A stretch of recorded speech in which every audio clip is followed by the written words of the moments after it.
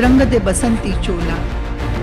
आम्ही चोर दरोडेखोर नाही, तर स्वदेशाच्या स्वातंत्र्यासाठी लढणारे सैनिक आहोत.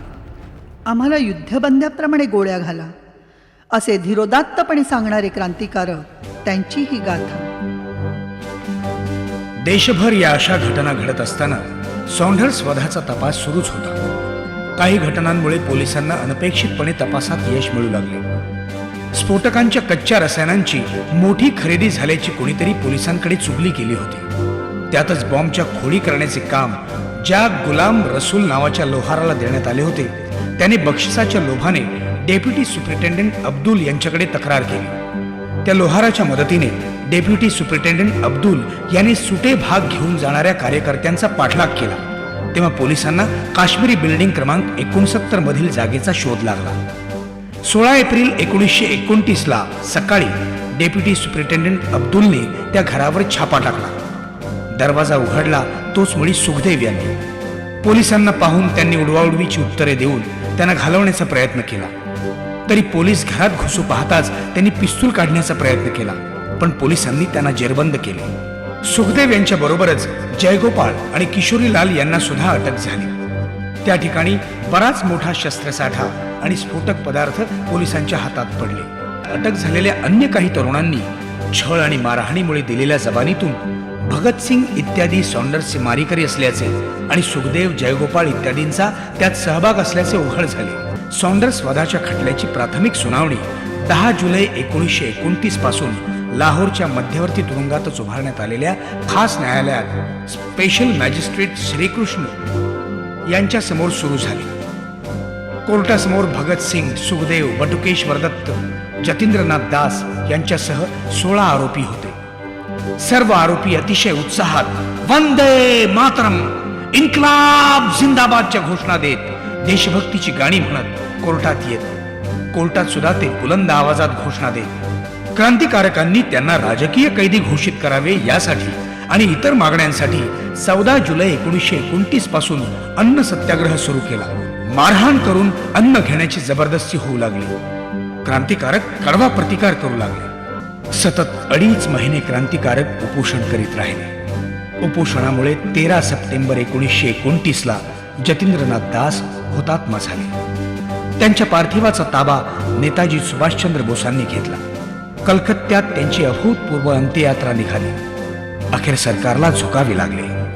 कैद्यांमध्ये अ, ब, क, ड वर्गवारी करून बरेचसे हक्क राजकीय बंदिवानांना देण्यात आले. सोमवार 30 सप्टेंबर 1929 पहाटेच्या अंधारात पुण्यात वेगळेच नाट्य घडले. राजगुरू आणि सावरगावकर टिळक रोडवर एका पट्टाच्या घरात राहत होते. लाहोरच्या गुप्त पोलिसांनी पुण्याच्या पोलिसांच्या मदतीने छापा घालून दोघांना त्या दिवशी पिस्तुलांसह अटक केली. 17 ऑक्टोबर 1929 त्यांना मॅजिस्ट्रेट समोर उभे करण्यासाठी कोर्टात आणण्यात आले. ही सुनावणी सुरू असतानाच असेंब्ली बॉम्बस्फोट खटला हायकोर्टासमोर आला. त्याची सुनावणी केवळ 4 दिवस चालली. भगतसिंगने बचावाचा युक्तिवाद स्वतः केला. युक्तिवाद प्रदीर्घ असला तरी अतिशय मुद्देसूद आणि प्रभावी होता. 13 जानेवारी 1930 हायकोर्टाने दोन्ही आरोपींच्या शिक्षेवर शिक्कामोर्तब केले. 5 मे 1930 पासून न्यायमूर्ती कोल्डस्ट्रीम यांच्या विशेष न्यायमंडळासमोर सुनावणी सुरू झाली. नेहमीप्रमाणे क्रांतिकारक घोषणा देत गाणी म्हणत कोर्टात आले. कोर्टाने वारंवार ताकीद देऊन सुद्धा त्यांच्यावर काही परिणाम होईना. नवीन न्यायमंडळासमोर 23 जून 1930 पासून सुनावणी पुढे सुरू झाली.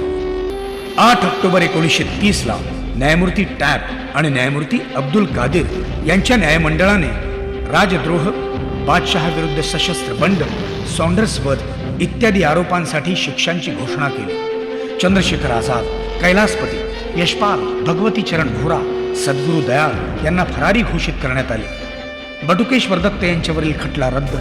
सुखदेव यांनी वध करण्यात प्रत्यक्ष भाग घेतला नसला तरी त्यांना कटाचे सूत्रधार ठरवून फाशी ठोठावण्यात आली. तर भगतसिंग आणि राजगुरू यांनी सॉन्डर्सला गोळ्या घालून त्याचा वध केल्याचे सिद्ध झाल्याने त्यांना मरेपर्यंत फाशी ठोठावली. शिक्षांची घोषणा होताच देशभर प्रचंड प्रक्षोभ उसळला. सरकारवर टीकेचा भडीमार सुरू झाला. 23 मार्च 1931 संध्याकाळी भगतसिंग, सुखदेव आणि राजगुरू यांची फाशीची शिक्षा अंमलात आणण्याची तयारी लाहोरच्या मध्यवर्ती तुरुंगात सुरू झाली. आम्ही चोर दरोडेखोर नाही, तर स्वदेशीच्या स्वातंत्र्यासाठी लढणारे सैनिक आहोत. आम्हाला युद्धबंद्यांप्रमाणे गोळ्या घालण्यात याव्या, अशी या वीरांची सरकारकडे मागणी होती. फाशीच्या तयारीची बातमी वाऱ्यासारखी जेलभर पसरली. ही बातमी लाहोर शहरात फुटलीच.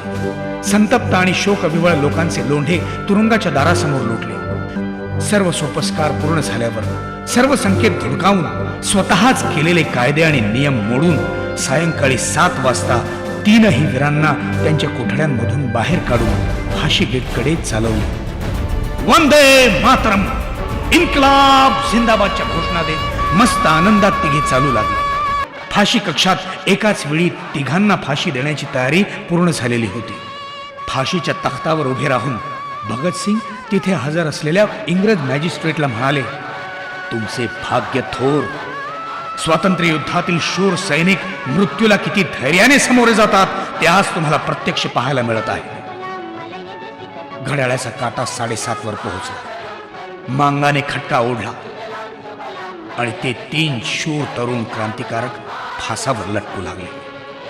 तिघांवर लगेच अग्निसंस्कार केला गेला. एवढेच नव्हे तर दिवस उजाडण्यापूर्वीच पहाटेच्या अंधारात त्यांच्या अस्थी आणि रक्षा तुरुंगाच्या मागील दाराने कडक बंदोबस्तात बाहेर काढून रावी नदीत फेकून देण्यात आले.